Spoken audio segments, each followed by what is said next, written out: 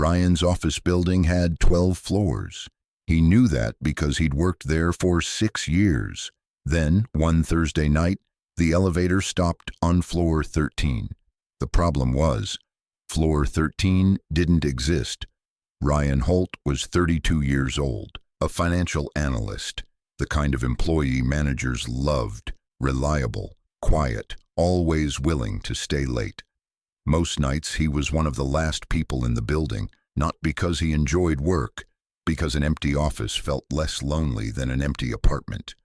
On the last Thursday of March, Ryan was finishing a report just before midnight. The office around him was silent. Rows of dark desks, empty cubicles, the distant hum of fluorescent lights. As he worked, his fingers tapped across the keyboard. Ryan had a habit. Whenever he concentrated, he typed in a rhythm, 3 quick keystrokes. Pause, 2 more, pause. The same pattern he'd used for years without ever noticing. At 11:58 p.m., he shut down his computer, grabbed his bag, and headed for the elevator. He pressed the button for the lobby. The doors closed. The elevator began to descend. Then it stopped. The doors slid open. Ryan stepped out, and immediately something felt wrong. The hallway looked familiar. The same gray carpet, the same fluorescent lights, the same beige office doors. But the hallway stretched much farther than it should have, farther than any floor in the building. Ryan frowned and looked beside the elevator. A small metal placard was mounted on the wall. Floor 13. He stared at it. The building had 12 floors. Always had. Ryan pressed the elevator call button. The button lit up. Nothing happened. He waited. Silence. Pressed it again. Still nothing. The elevator never came. A cold feeling settled into his stomach. He pulled out his phone. No signal, no Wi-Fi, no network at all, as if the floor itself didn't exist. Ryan decided to find the stairwell. Every floor had one. Walk to the end. Go down a level. Problem solved. He started walking. The hallway was perfectly ordinary, and somehow that made it worse.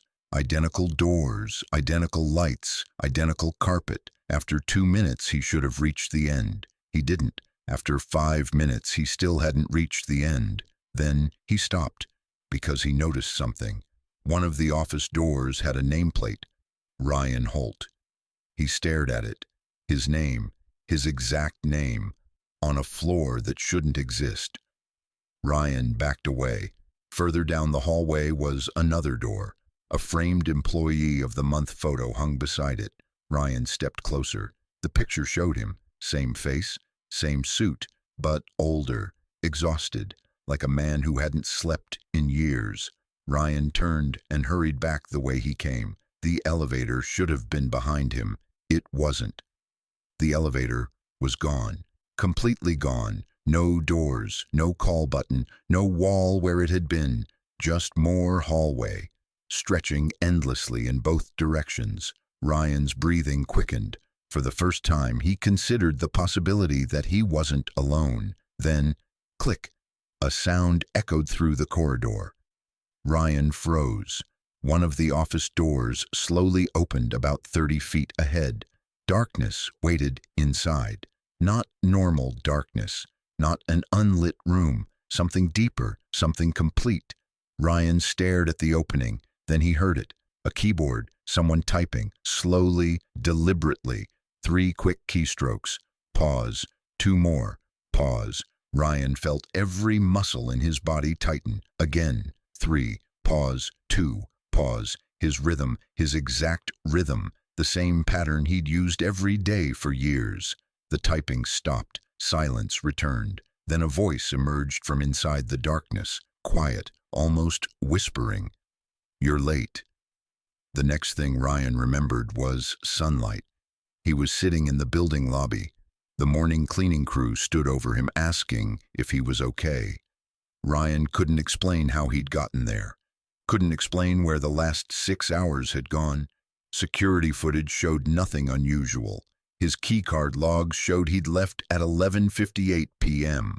The building records showed no floor 13, no missing floor, no hidden offices, nothing.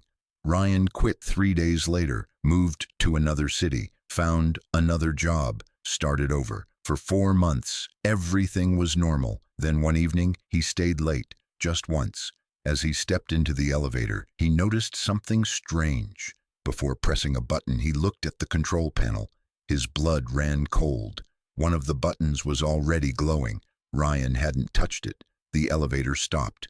The doors opened. Same hallway, same flickering light, same endless corridor, and somewhere deep within the darkness, a keyboard began to type.